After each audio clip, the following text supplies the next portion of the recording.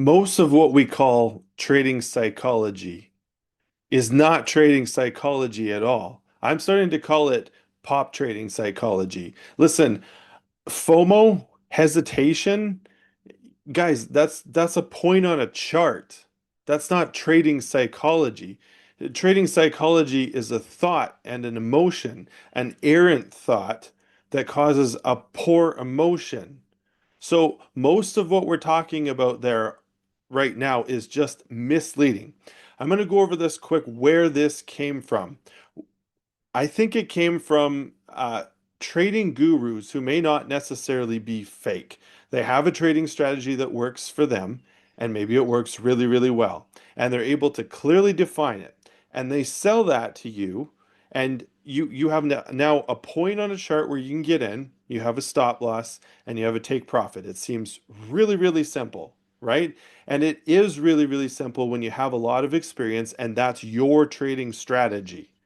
So when they can't pass it along to you, when you try to trade that strategy and it doesn't work out for you the way that it works out for the guru, they say that you're not disciplined. Well, you didn't get in when you were supposed to. They blame the student.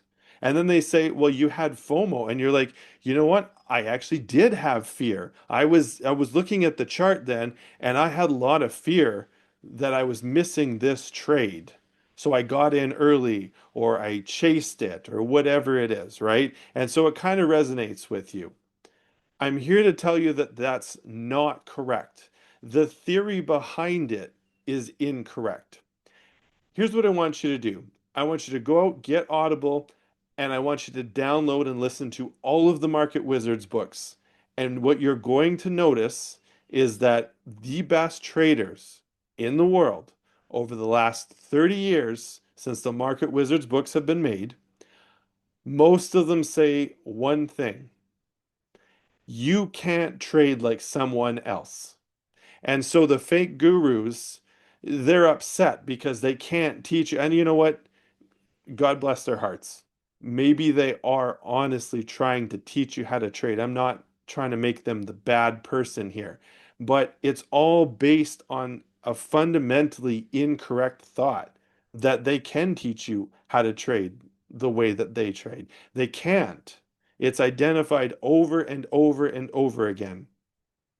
The closest thing that comes to that is that you take that setup and you validate it yourself and you kind of make some changes based on what you see and what you feel comfortable with trading. And then it becomes, over time, something that you can trade. So the whole trading psychology thing is based on the wrong belief that you can trade what somebody else shows you on a YouTube video or on a course that you've paid for. It's all incorrect. Let's go over what real trading psychology looks like because it is important. It is something that you need to know. It's not the first thing you need to do. The first thing you need to do is validate a strategy, and I'm going to show you why that is. But first, what's the trading psychology that you need to do every day? Mark Minervini points it out in his Mindset Secrets for Winning. The daily thing that you need to do is get in the right mindset. And he outlines exactly what that is. There's breath work involved. Some people might call it meditation. And what you want to do is just put yourself into a really calm, relaxed state of mind. Now, being in this calm, relaxed state of mind is not edge. You can't just show up at the markets, do some meditation, and think that then you're going to be able to just see the patterns on the charts. There's also a practical side to this, and Mark Minervini covers that at the end of the book. He explicitly says when you pair this with actually building edge, then you have success. Both are important, but edge comes first. You need to learn that edge. Caveat to that, most of us need to heal our relationship with money. This is an actual trading psychology thing because most of us go to a job and we're in pain and we have to do that drive to work in the morning or we got to put up with a dick boss, right? And so we're in pain trying to make a few dollars just to make a living at work. And that all comes down onto our beliefs around money. So I've highlighted this book many times, Happy Money by Ken Honda. I'm going to say it again. It's just a really nice foundational book for you to start out with that helps to get your psychology right around money. So Mark Minervini's take on psychology is basically performance psychology applied to markets, applied to trading. That's basically what it is.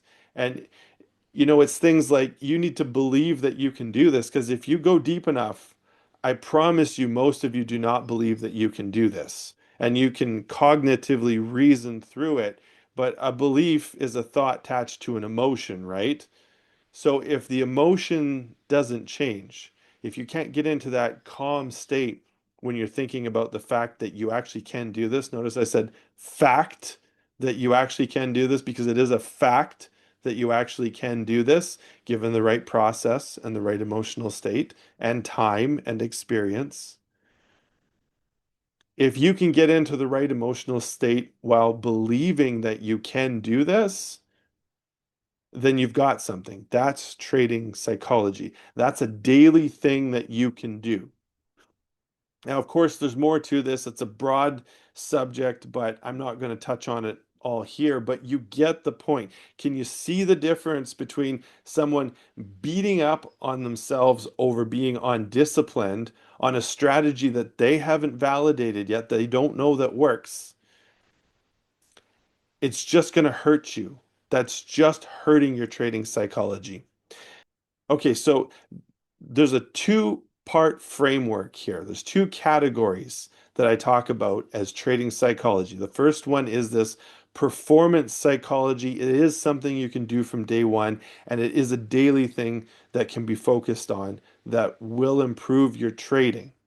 It's not edge, but it will improve your trading through helping you to execute that edge correctly, right? Because trading psychology doesn't produce edge. What it does is it erodes edge.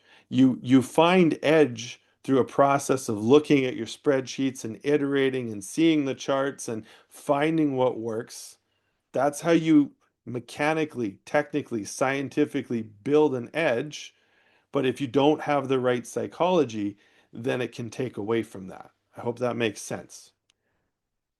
So the second category is the unwanted actions that you take in the market. This is probably more what you're familiar with, right? You hesitated. You didn't take the trade. Okay, let's paint a picture here. This is realistically why you hesitated. It's not some deep psychological thing involving your father or something like that that happened when you were a kid. That's not what it is. Here's what happened. You got a strategy from a guru on YouTube, or maybe you bought it. You understood that strategy in your mind. You're like, okay, that all makes sense. What he showed, the charts, he broke it all down. Maybe he even provided some sort of back test on a spreadsheet, right? Okay. So it all makes sense logically. So you went and executed that strategy, and maybe you even had success with it for a couple of weeks, but then something changed in the markets. But you, as a newer trader, don't recognize the market shifts. So you start to blame it on yourself.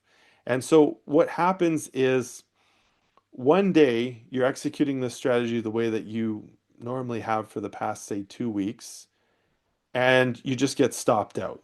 You get stopped out on all your day trades, or let's say you have like 6 swing trades on, and they all stop out at the same time.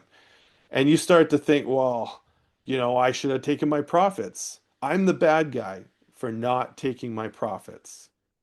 So the next time you take your profits, the next day or the next week, you take your profits earlier. And then the names that you were in, the trades that you were in, run like 2, 3 times more. And now you're the bad guy because you sold too soon. Now you're blaming yourself for that psychological problem, right? So the next time, next week, next trade, whatever it is, you hold your profits for longer and you get stopped out. And do you see how this is whipsawing you back and forth? And just that basic mental exercise, hopefully, is enough to show you that you don't have a psychological problem. You don't know where to take profits. That's an edge validation problem. That's a strategy iteration problem. That's a I needed to track more occurrences and actually nail down where the best place is to take my profits, or what kind of conditions create bigger runners in this strategy. That's an edge validation problem. But you get focused on the psychology of it. Let me give you another example because I'm trying to drive home the point here that we make a big deal out of psychology and it distracts us from the actual work. So on social media, one of the points that I see often highlighted by newer traders as a massive psychology issue is when they switch from a paper trading account to a live account. And I don't want to minimize the emotion that you're feeling. I'm not trying to embarrass you for feeling those emotions. You need to feel them, but it's not inherently a trading psychology issue any more than, say, the first time you drove a vehicle, or the first time you rode a bike, or the first time you went on a date with someone.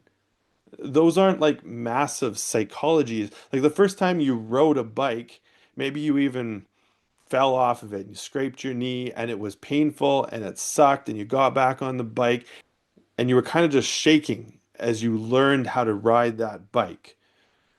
You didn't need to go see a psychologist and really drill down into psychological issues, and like that wasn't what needed to happen. You just needed to get back on the bike and ride it. Maybe you needed training wheels, maybe you needed a parent to kind of hold it and get you going, get some momentum going, and then you started riding the bike and you got confidence. You see, the issue wasn't a psychological one, it's just the mechanics of learning something new. When you do switch to real money, there is going to be a bit of fear there, a bit of anxiety. So, what you need to do is just trade smaller. And if you're thinking, well, everybody gets into this like, well, if I only take a $50 risk, then I can only make like $100, and that's not worth it because I'm not going to get out of the rat race next week. I'm not going to be able to quit my job next week. You got to start a little slower, right? Or you're going to fall down and you're going to hurt yourself. So that's not inherently a trading psychology issue. Now, some will make the argument that, oh, yes, this is a psychology issue. It is. I'm going to tell you why it's not to your benefit to make a big psychological deal out of something like that. And in fact, most of the things that we make a big psychological deal out of is because making a big deal out of it, it then becomes a big deal. It becomes the goal to have more discipline. And you like start in your daily life, like doing things that are uncomfortable, or you take cold showers, which, by the way, it's a good thing to do, but you start to distract yourself from the main goal by focusing on solving this discipline problem when you don't even have a discipline problem. Now you're focused over here when you need to be focused on validating your edge and going through that process. If you want to focus on some trading psychology things, focus on the category one things like performance psychology. That's going to be a daily thing that's going to move the needle forward, right? By making a big deal out of trading psychology things, or as we're calling it now, pop trading psychology things, you're distracting yourself from the main goal. Now, I'm not saying that trading psychology issues won't come up. They will, and you will need to deal with them, and we can go through that when the time comes. Like, for example, if you enter a drawdown, because everybody will enter a drawdown, the trading strategy stops working, and maybe your rules and criteria say just to size down. So you're still going to enter a drawdown and your account is going to go down, right? That's the wrong way. Well, the first time that happens, it's going to feel like you're falling off a cliff. And the second time that that happens, because your strategy will come back, it will start working again, right? And you'll have another growth spurt, and then you'll have another drawdown. And the second time it happens, it won't be as big of a deal. Here's an example of a real, legit, hardcore trading psychology issue. If you go into a deep depression every time you have a drawdown, let's say on the fifth time you have a normal, say, 10% drawdown on your account, you go into a deep depression, that's a legit trading psychology issue that you need to deal with. There's the classic Brett Steenbarger issue that he finds very intriguing. When somebody hits, say, $100,000 in profits and they have a drawdown.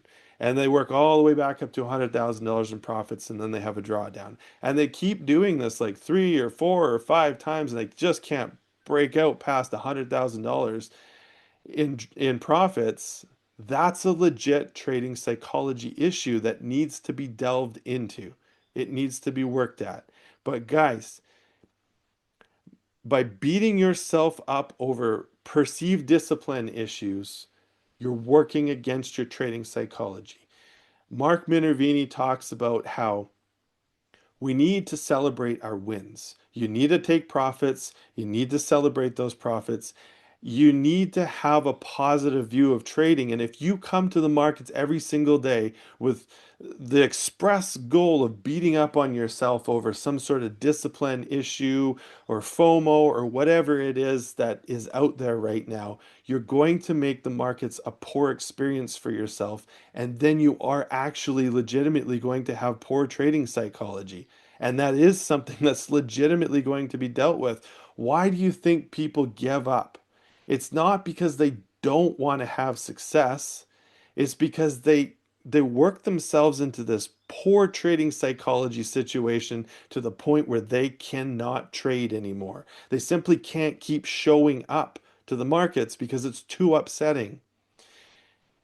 The opposite side of it is you validate your edge, you prove to your subconscious is just trying to keep you safe. You prove to your subconscious that there's nothing to be worried about, there's nothing to fear here. Listen, if I have a few losing trades, that's great because the next ones are probably going to be winning trades, and I know this because I've validated my edge. Removes a ton of trading psychology issues right off the bat. I'm here for you. I'm here to help you with legit trading psychology issues, but I just want you to know that 90% of what's out there is working against your trading psychology.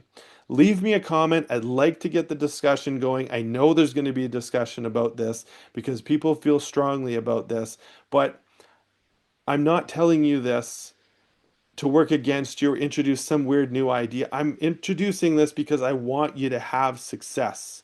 I want you to be good at this. So leave me a comment.